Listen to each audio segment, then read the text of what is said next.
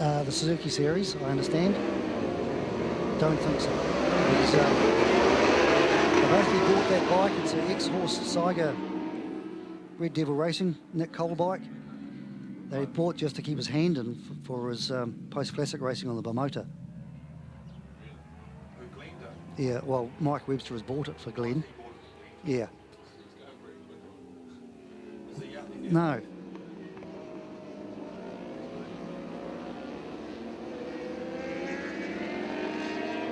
It looks like Hayden is going to have this one to himself.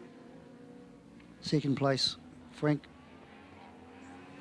Merklinger, who is the German chap who's bought this beautiful R1 out here.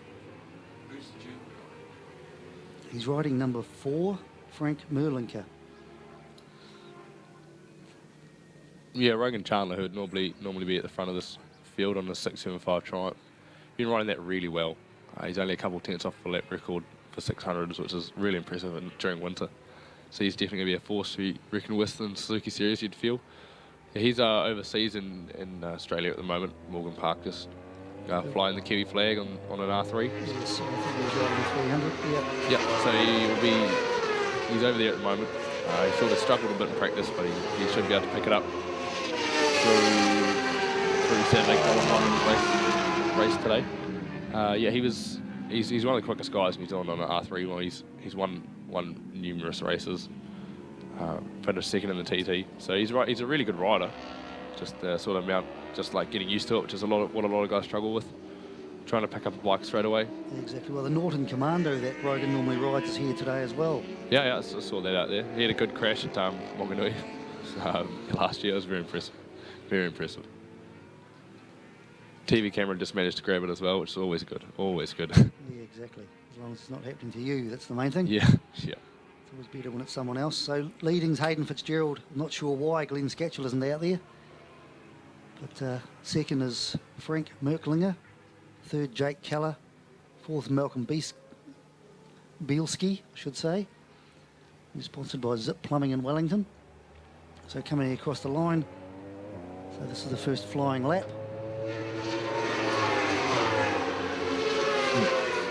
Yeah. Not particularly fast, that's for sure. Hayden's just doing enough to do there. I think the 450s, the lap record is under that, so they're definitely not pushing it. Well, I always maintain you have to go as fast as you have to beat the guy behind you. So yeah, especially with riding a few classes, it's better to only just do enough when you're got all these different classes to sort of manage, and just don't use that much energy when you're riding a team. Exactly, yeah.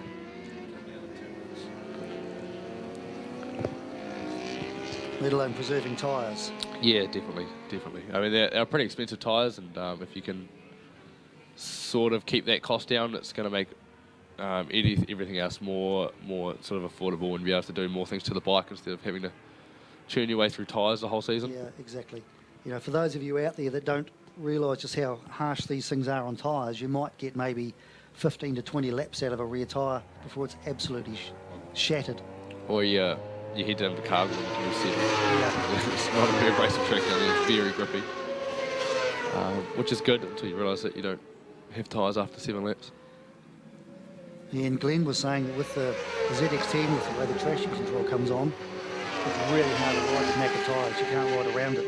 As the traction control takes over and just makes it impossible. What you do is just lose track time. Yeah. Malcolm Bielski's up there on 3rd place. Looking for ways through on Frank. Yes. You need to go and have a look at that R1. Yeah, I have seen it. It's very impressive. It's got a lot of punch off the corners as well. Sort of. Some very nice bits on it. He's running a bit high into Higgins. It's Yes. a couple of laps now. He's just sort of has missed his braking marker, I guess. It's just not really stuck to the bottom of the line. There's a lot of grip there. There used to be a seal change at Higgins, a line right through the middle of the track, which was no fun to be on if you're on a 600 or 1,000. And he had to pick each side, and it was real bumpy. But they've done a really good job of resealing it, and now it's just a really nice corner. And so Hayden out front, he's just done a 1:10.552, followed by Frank Merklinger, Malcolm Bielski in 3rd, Jake Keller 4th, Racing for the next gaggle of guys to come through. There's actually a bike now into turn 1. Yes, there is. There's a yellow So flag. yellow flag, and Malcolm Bess actually did get underneath Frank going into turn 1. So I don't know if the officials will look at that, but no, it shouldn't be too big. It hasn't affected the outcome of the race too much, I'd say. No, well, Glenn Scatchell got pinged for that in an earlier race. Right. He passed under a It yellow. has been done before. My father has lost the championship for passing. Yes, I know. To I was there. Good times. Good times. Good times. Yeah. Well, Hayden's just holding station here. I think he's quite comfortable. just around the seeing 10s. where it is and maybe giving Malcolm a couple of lines and showing him where to go. Wouldn't it be too bad just to help improve the overall. And Just coming down the front straight, it'll be 3 laps to go. I'm sure if Malcolm puts his wheel up inside and Hayden will pull the pin. So 3 laps to go.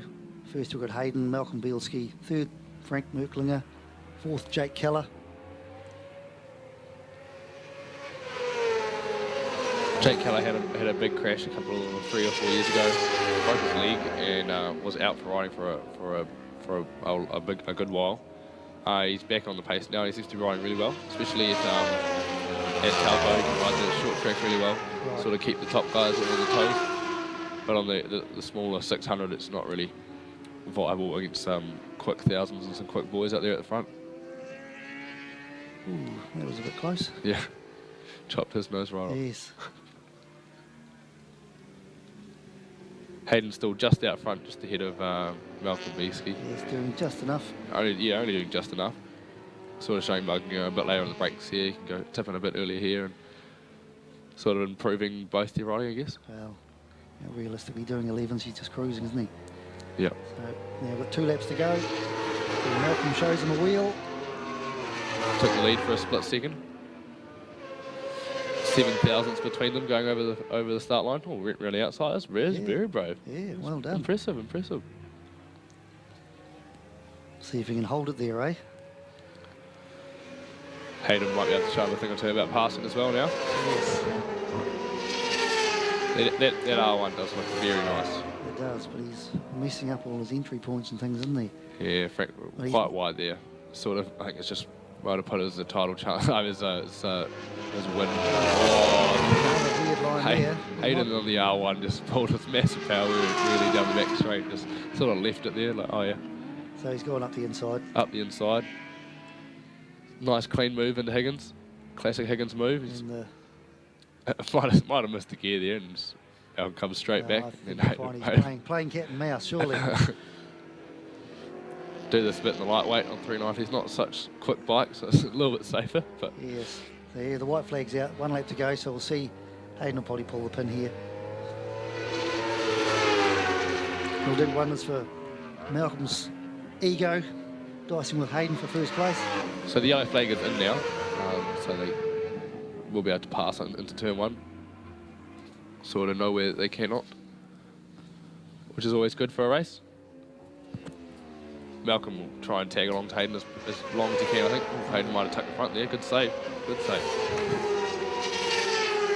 He's going to the hairpin on the last lap.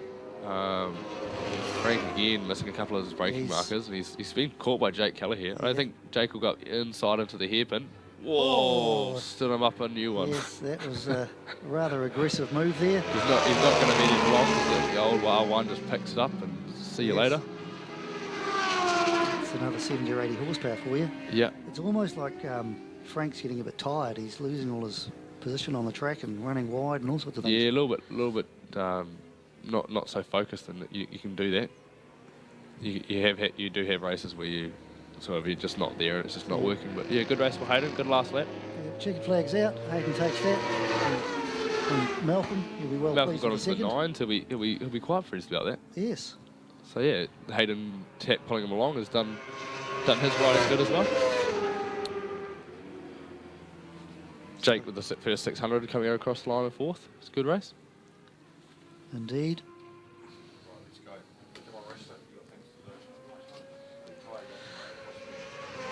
See you guys.